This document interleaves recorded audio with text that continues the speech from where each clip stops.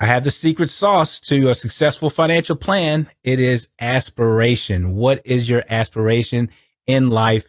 And it will help you have that connective glue to what you want to do. That's what we're going to chop it up about.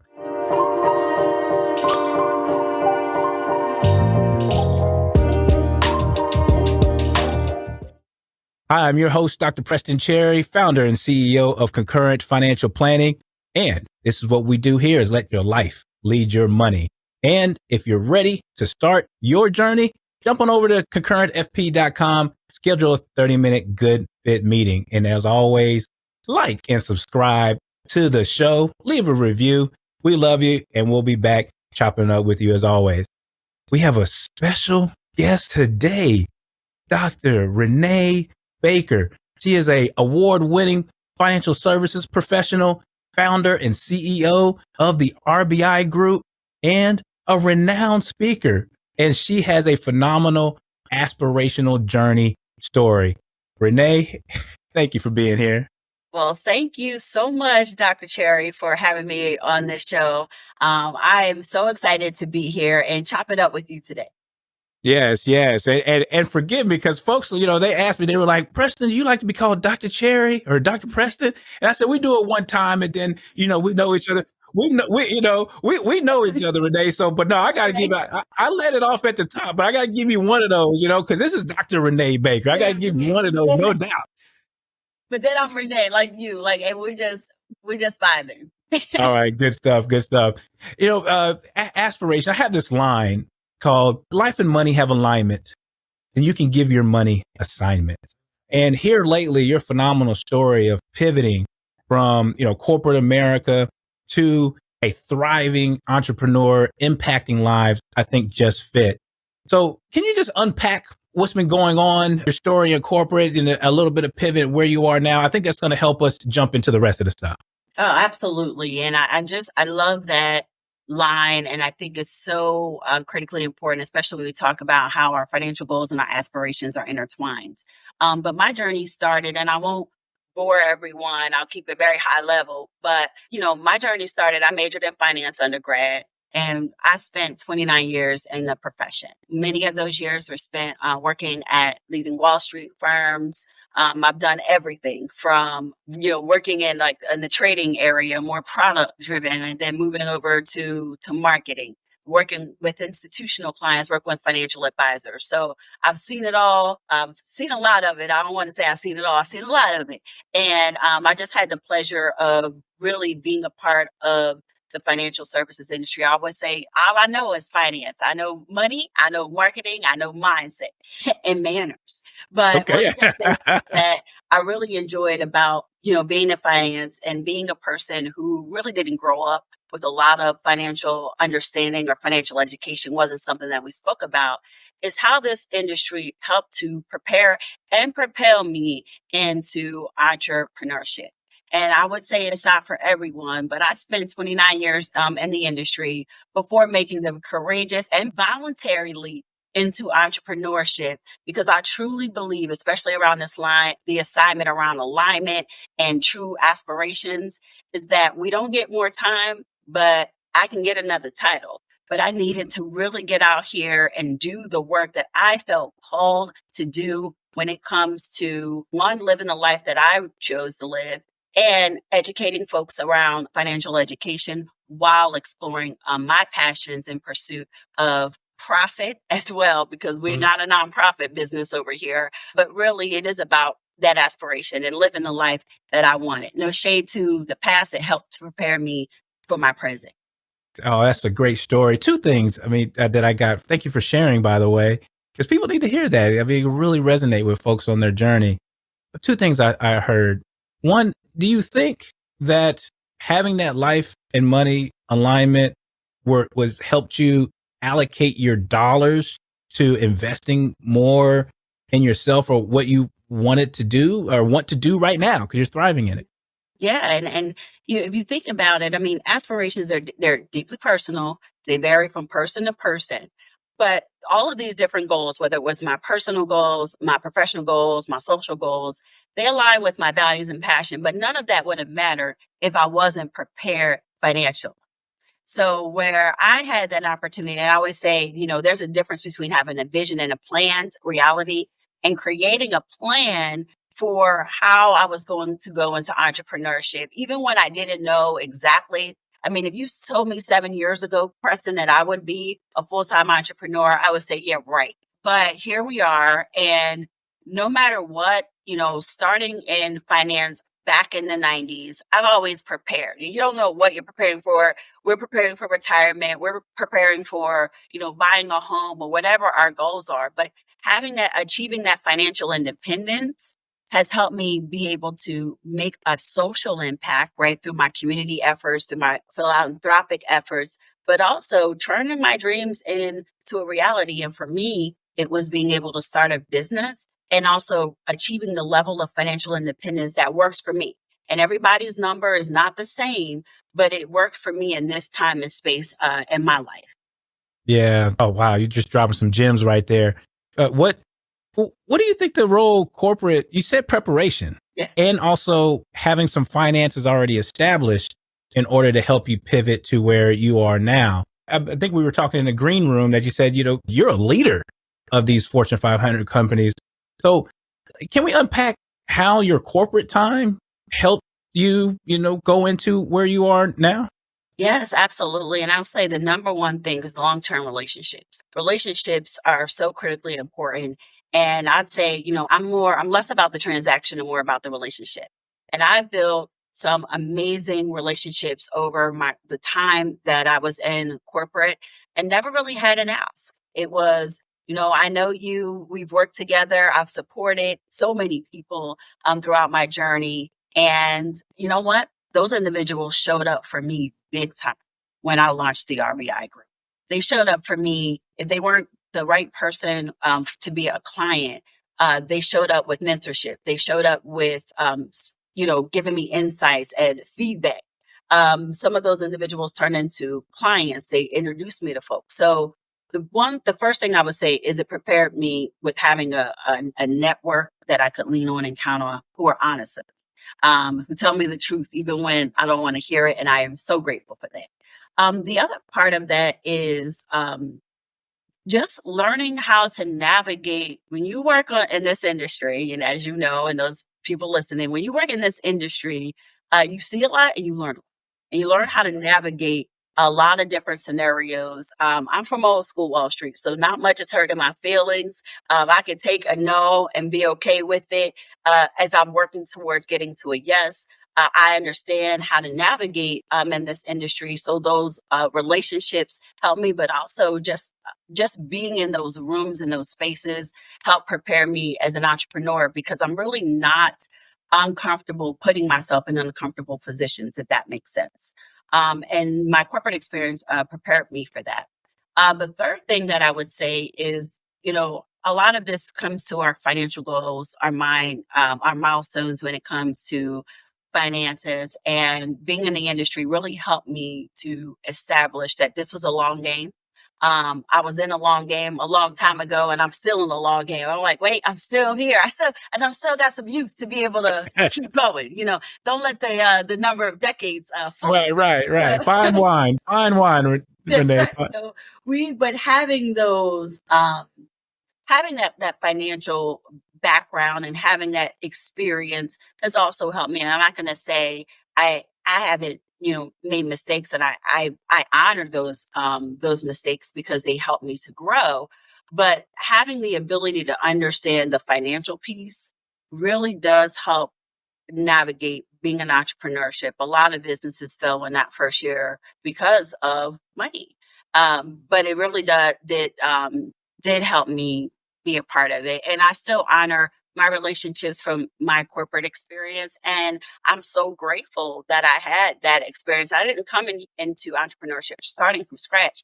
I came in starting from experience. And I think that is something that most people, maybe they don't always have, but that's okay. For me, it was having that experience. And I feel like as a mature entrepreneur, I brought a little bit something different to the table. But as I said to you in the green room, it is still a journey unlike any other journey that I've ever had. And I wouldn't have known unless I did it.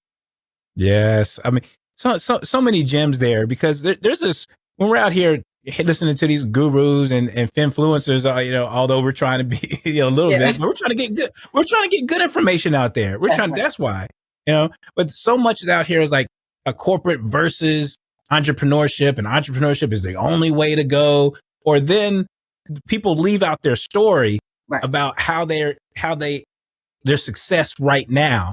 And there's so much buildup. And to your point, you had relationships that you learned, you had lessons, or your relationships that you have, lessons that you learned, and playing the long game, like putting the time in, That's putting right. the time, and also having some time to build up some financial security in order to pivot. Sure, you can start from scratch. Hey, go right ahead, do that.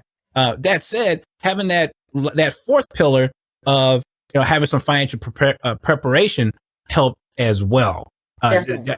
All that as a package, right? To pivot into entrepreneurship. That's right. And I have a partner. So I didn't go about this alone. And I'm a big believer that we don't accomplish success alone. There are a lot of people that have been part of my story, that have been part of my life, good and bad. I've learned from the best of the best, and I've learned from the people that I would say are not as best. So I learned from everyone. But I will tell you, we do nothing alone. And the fact that I have a partner and I have multiple businesses. I have amazing team members that are part of this journey. It's not just me, right? You see me, but it's not just me. And I can't say that I could be here without so many people. The village is strong, is tight, and is present. Yes. Having a partner is so essential. Oh my goodness. And not only a partner, but like you said, family. Family, Because friends. right, family, friends, right, going back to those relationships. Right. When you have, that, I guess, that family partner health, it leads to, just overall self health, and Right. it helps you prepare, place that energy into what you need to go do. That's right. And without that nucleus of family and circle of friends, circle of relationships, and having to recall on that, like you said, that community, there's some unfulfillment there. That is so true. And I think that that's part of the conversation that gets missed. Yeah, we can talk about people process. We can talk about the operational component of the business. To me, that's table stakes. But the real power is the support system, because this is not easy. I'll show up and it might look glam, but it is not easy. But it is on those challenging days and those times to have someone to be able to pick up the phone and call a CEO of a large company that I've been able to have a relationship with and say, how do you navigate this? Or having a partner, my spouse is here, and his ability to be able to say, okay, how can I help support you when you're running your business? I have 3 daughters. So that is also, having them and making sure that am I speaking to their audience, my parents, but also just a community of peers in this financial services industry that will see something, say something, connect me. And when I tell you the truth bombs come through, I am not mad about it, because sometimes I'm like, girl, what are you doing? Like, no, that's not it. And I'm grateful for that. That's word. That's word right there. Are you able to juxtapose at a time where your life and money didn't have any alignment, and then now it does, and what that feels like? Oh, You have two different. yes. So I will say, I grew up in a small town in southern New Jersey, right? So I'm from a little town, South Jersey, cows, dairy farms. We think we were city, but we're really not. And people listening to this that are from that city, y'all know we're not really city. But the thing is, I really didn't grow up talking a lot about money. I've always felt like I deserved it. And I would say, I'm not saying I'm low maintenance, even as a child. But one of the things that, especially early days, I was young and in college and really didn't know. I was married young, I had kids young. So I really didn't know much about finances early on. but I knew enough to know that when people say they have a money problem, one, it was mindset. So I had to make sure that my mindset was right, because a lot of times we don't think we deserve money, or we don't. I heard a lot, money doesn't grow on trees, and I was like, all right, well, where does it grow if it's not on? Like, where we find it? Where's the money at? So my mindset around money, I didn't have a really negative mindset around money, although I heard things like, where's the money? I just knew that it wasn't necessarily an income problem, a money problem, as much as maybe an income problem. So I learned that I needed to make more money. And the second thing is just being able to start saving and investing early. Back in the day, I didn't know. So we started with it was a Christmas club. And I don't know, I'm aging myself here, but for I those remember that that. don't know what a Christmas club is, basically you would take a predetermined amount every week to the bank, and it was a coupon book. And then you would give that deposit, so that by Christmas, around Thanksgiving, you would get a check with all the money that you saved so that you could go Christmas shopping. That's right. So I would take that money, because my birthday is in December. So I'm the gift. I would give the gift to myself, and the gift of myself was investing. So I would take my Christmas club money, and this was before I understood dollar cost averaging, because it didn't take me long. I did that maybe once, and then I was like, oh wait, I should be doing this with the investment, not the Christmas club. I didn't know. So, and then that's another thing I just want to mention. Sometimes when you know better, you do better. So we have to give ourselves grace. You're not always going to know, especially when it comes to money. If you don't know better, you don't know better. But somebody told me, what about dollar cost averaging? And that's how I learned. So I would say, to wrap it up, to get to your initial question, I was very much misaligned with money in those early days. I had figured out a way to make money. I figured out a way to invest it. But the way, just because you have money, just because you have knowledge, it's not what you know, is what you do. And I always didn't know what to do. But as I learned, I changed. And I still do that. Every day is about getting better, 1% in any aspect of my life. I'm just trying to get better and better. And I'll look back at those early days like, girl, really?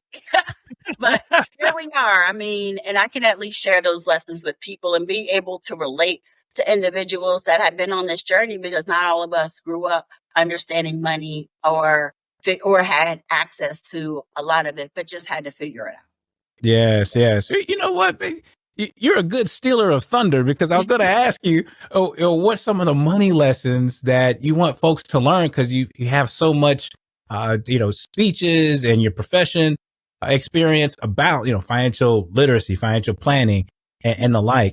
And a couple of things there. You said limiting beliefs, money scarcity, not having a money mentor, having money talks in the home and through adulthood. So learning financial education, being worthy of money, having self-worth and self-value, saying, I can have this thing. I see a little bling right here. I mean, if you have a plan, if you have a financial plan, if you unpack your life and money alignment, you can give your money assignment.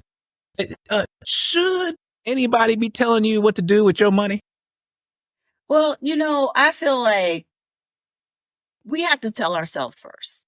And, a lot of times our mindset gets in the way, right? Some of us, not all of us, but that's something that we work on, right? This is the behavioral finance piece. We work on that money mindset. But in order to create, I think maybe it's an Oprah quote, but she said something like, in order to create the highest grand and vision possible for your life, it's because you become what you believe. And I believe always that, one, I believe that I'm worthy, right? I know my self-worth. I'm not saying that I've always known, but as we said earlier, when you know better, you do better. But I truly believe that money is going to come. When I left corporate, that is, people like, can't believe it. What's wrong? There is nothing wrong. What if I told you that everything is okay, but I believe in myself, and I'm going to take a big, courageous, bold bet on myself, because I believe that money is going to come. I believe that I have the ability to impact and help to influence and empower individuals, but I can only do that if I free myself. I can't talk to you about unleashing your life and unleashing your potential if I'm afraid to take off the handcuffs that bound me with a corporate paycheck. Now, I'm not saying this is for everyone, but I am saying that it is always seems impossible until it's done. And when it comes to money, we sometimes don't think, we think scarcity. We don't believe that we can receive it. And I'm not saying you don't have to do the work, but we have to make sure that we understand that we are all worthy. And we all can make money, and we make money in good times and bad times. There are high highs and low lows, but guess what? Money flows throughout all of that. And I think that because I wake up every day understanding on assignment, on purpose and on assignment, I understand my why to my core, and that keeps me going through the bad days. And I will say this last thing that, I think oftentimes we think about, well, what does other people think, right? Should everybody be telling us what to do? I think we need to trust other people when they know better than we do, right? So if you don't know money, get yourself an advisor. I think that we have to trust that we also have to give ourselves grace, and we have to trust our process and our journey. And I'd rather fall on my face, Preston, on my own than have somebody push me, and because I let them push me and then fall. So I think that that's the same thing with money. You have to just, trust other people, but also trust yourself and invest in yourself, because we investing in everything else and everyone else and every other brand, but are we investing of the brand of me, of you, of ourselves? Yes. All of that. I mean, 'cause you just summed up what having life and money alignment is, and allocating your dollars to what gives you fulfillment, your aspirations. You already laid it out flat. What's going on? But you did. You said, this is what I want. Because during corporate, which paid well, I mean, you were a leader in there, paid well, you did well, you had a lot of impact. You also figured out, what's next for my next stage? It sounds like you figured out what you don't want to do to figuring out what you do want to do. And you put your energy and your dollars towards that. That's right.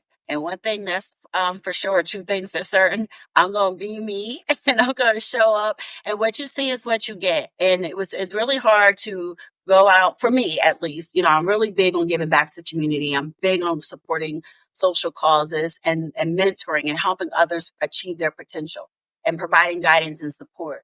But for me, it was, we a lot of time in corporate, we said, show up as your best self.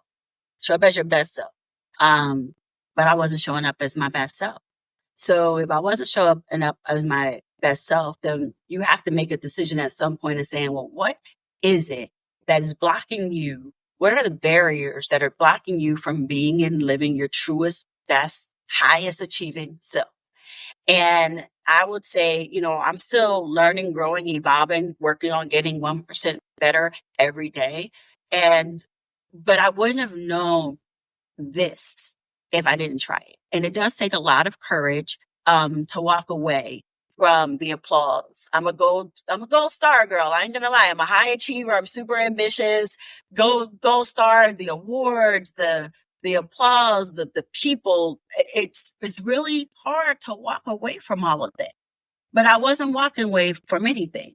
I was walking into my calling. I was walking into my purpose, and I was walking into supporting the communities that I truly, truly believe need the work that we do. And I couldn't be who I said I was and telling everybody to be and live their best life if I wasn't living mine. Right. That's straight up facts. I always say that, when we get up in the morning and we're able to do 6 and 2, which is 6 feet above, 2 feet on, then then we have the opportunity to do what we need to do. And sometimes, like you said, processing on some days, it's just processing. And I share people with that all the time. You get 6 feet, you're 6 feet above, 2 feet on. Sometimes getting through the day is the success. Yeah. And then the next day you get to try it again and be a better version of yourself, 1% at a time, like you said. That's right. All right. Now, as we close here, Renée, I see the RBI back there. You coordinating with the pink and everything like that.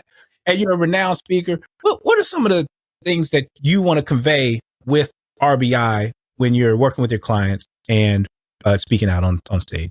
Thank you so much for asking. Everyone always says, "So what do you do? What's RBI stand for?" So yes, my initials are RB, but we're results based, and it's a results based initiative. And if you know me, I like to get things done, and that's what we're here for. We are here to educate, empower, and elevate financial advisors so that they can grow their businesses. And the way that we do that is, we have all the growth aspects when it comes to marketing. I sit at the intersection of finance and marketing, and with a huge passion around financial education. It's not what we do, is what we are. This is how we show up in the world. We show up and we make sure that financial education is embedded in everything that we do, because we truly believe that a more financial educated world is a better world and we can help people. But, when we're working with advisors, it is really around helping them show up and be the advisors that they need to be, and focus on what they do best and let us handle the rest. Mhm. And let them, let advisors do their thing. But I'll say at the end of the day, we're here to educate, empower, and elevate. And that happens in so many different facets. So as RBI continues to get better every day, the mission and the focus doesn't change. I show up in the world in this way. RBI, the team, shows up in this way. And our goal at the end of the day is to help advisors thrive, not just survive. Yes. That's a lot. There's a lot there. And if I was to summarize what you just said, you need to get you some, when I say you, listeners, if you're listening, whomever, get you some resources to help you thrive. Because partner up. If you're out there listening to the show, get you an advisor to help you on your journey so you can collaborate. And there's people like Dr. Renée Baker that helps the advisors, that helps people like me serve you, whoever's listening, right? So collaborate with somebody so you can multiply what you're trying to do and make the greatest impact. Renée, what's any last thoughts as we exit the show? Well, I just want to say thank you, Preston, for how you show up in the world and how you continue to help the audience, of those that are listening, and even those of us in the community. Just you help us to get better. So thank you for everything that you're doing with the work that you do at Concurrent, and for Life Money Balance, this podcast. And I just want to say, for people that are listening, think about the vision for the life that you want to have. And then don't do anything else that is going to get distracted, because sometimes distractions show up as opportunities and it will take you off your path. Create a plan, set some goals, and do it. And do it. And you don't have to take it all in at the same time, whether we're talking about money, whether we're talking about life. Just keep going. Think about this as a long game. Stay flexible. Find your people, seek your network, and live your life the way that you want to live it. Because I'll tell you, we all know we all going to get out of here the same way. And not to be grim, but let's make this a positive. The best is yet to come for those of us that have decided that what we want, we can have. And even if we can't have it all at the same time, we can all have it. So that's what I want folks to know about, whether it's money, mindset, marketing, manners, whatever. Go be great. That's what's up. Be bold, be courageous, do you, do your plan, let your life lead your money, not your money lead your life. Renée, thank you for being on the show. I really appreciate you.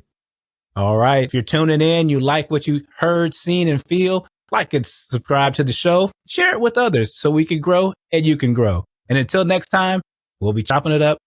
See you soon. Thank you for tuning in. If you like what you heard, seen, and feel to help you achieve your wealth and well-being journey, then like, share, and subscribe to the Life Money Balance channel.